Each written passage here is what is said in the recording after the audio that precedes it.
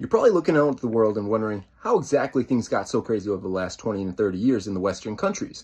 Now, if you are a Bible-believing Christian, then you probably already know the answer. But if you are not, you are probably only picking out the symptoms. The truth of the matter is that we have brought in an Antichrist spirit in full force to our countries. Okay, that same spirit denies the divinity of Christ, which means every single time that they pray, which is 5 times a day, by the way, they are bringing demonic reinforcements, as spoken when you read Daniel, and he talks about how he was praying and had to pray for Gabriel, except Gabriel was still hung up, which he had to wait until Michael came and saved him and took over the fight with the principality of Persia, just so that he can make it to Daniel. Okay, when we pray, we are bringing spiritual reinforcements. Okay, when you are looking at, or if you're a follower of Christ, you are bringing in the heavenly hosts above you.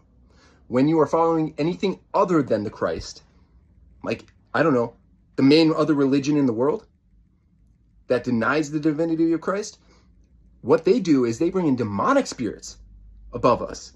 Now, what happens when Christians become weak and feckless? We stop praying, at least earnestly. We go through these cookie cutter prayers. However, we don't hold it true in our hearts. Islam does. Okay, Muslims pray 5 times a day. Every single time that they are praying, they are bringing in reinforcements into the spiritual realm to oppress us spiritually. Okay, which is why we have people out here thinking that they're furries, that they're animals. This whole psychosis comes from one disease, and that's the ideology of Islam. So, only thing you can do right now is pray. Pray, pray, and pray. With every second that you have breath, you pray to Jesus. You ask him to recover this entire nation, or whatever nation that you are in, because it's only going to get worse.